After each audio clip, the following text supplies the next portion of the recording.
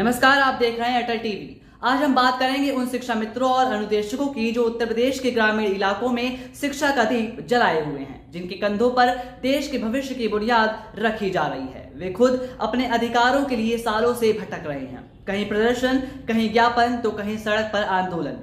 इन सभी रास्तों को आजमा चुके हैं ये शिक्षक, लेकिन फिर भी उनके हिस्से में आता है सिर्फ आश्वासन और वादों का बोझ। सवाल ये है कि आखिर कब तक ये लोग सिर्फ उम्मीदों के सहारे अपने हक की लड़ाई लड़ते रहेंगे। प्रदेश के सरकारी प्राथमिक और उच्च प्राथमिक विद्यालयों में ये कार्यरत शिक्षा मित्र और अनुदेशक सिर्फ किताबों का ही पाठ नहीं पढ़ा रहे, बल्कि बच्चों के विकास के लिए जी जान से जुटे हुए हैं। चाहे भीषण गर्मी हो या सीमित संसाधन, वे समर कैंप में भी बच्चों को योग, डिजिटल स्किल, संगीत, नाटक और पर्यावरण संरक्षण जैसी गतिविधियां सिखा रहे हैं। लेकिन इस समर्पण और मेहनत का प्रतिफल उन्हें क्या मिल रहा है? महज 10,000 रुपए से भी कम का मानदेय, जो ना तो घर चला सकता है और ना ही जीवन की बुनियादी जरूरतों को पूरी कर सकता है। इनकी मांगे बहुत बड़ी नहीं हैं, बस एक सम्मानजनक मानदेय और नौकरी की स्थिरता। लेकिन ये सम्मान और स्थायित्व सालों से सिर्फ वादों तक ही सीमित है। सरकारें बदलती नहीं, चुनाव आते जाते रहे, पर हालात जस के तस बने हुए हैं। खासकर मौजूदा प्रदेश सरकार से शिक्षा मित्रों को उम्मीद थी कि सत्ता में आने के बाद उनके पक्ष में ठोस कदम उठाए जाएंगे, लेकिन पिछले 7-8 सालों में केवल मीठे आश्वासन ही मिले हैं। इनके हिस्से में केवल यही आश्वासन ही आए हैं। हर चुनाव से पहले इन शिक्षा मित्रों और अनुदेशकों की समस्याओं को बड़े मंचों से उठाया जाता है, लेकिन चुनावों के बाद वही मुद्दे ठंडे बस्ते में डाल दिए जाते हैं।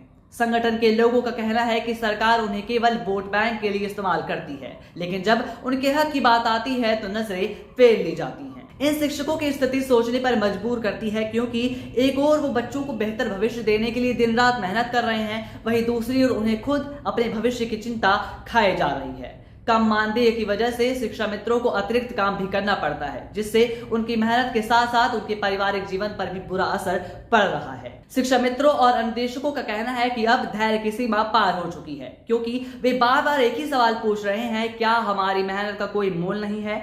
क्या हमें सिर्फ चुनावी मोहरा ही समझा जाता है? क्योंकि अब ये केवल शिक्षा मित्रों का ही नहीं, पूरी शिक्षा तंत्र की लड़ाई बन चुकी है।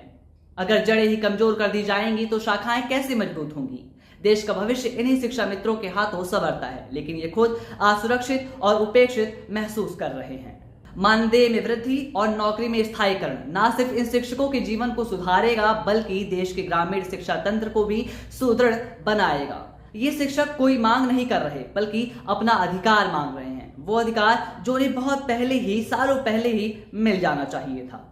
तो सवाल अब यही है कि आखिर कब टूटेगा ये इंतजार का सिलसिला? कब आएगा वो दिन जब शिक्षा मित्र और अनुदेशक भी सम्मान और स्थिरता के साथ जीवन जी सकेंगे?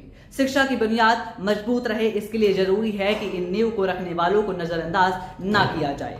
अटल टीवी उस मुद्दे पर लगातार अपनी नजर बनाए रखेगा। जुड़े रहिए हमारे साथ, क्योंकि आपकी आवाज हमारी ताकत है।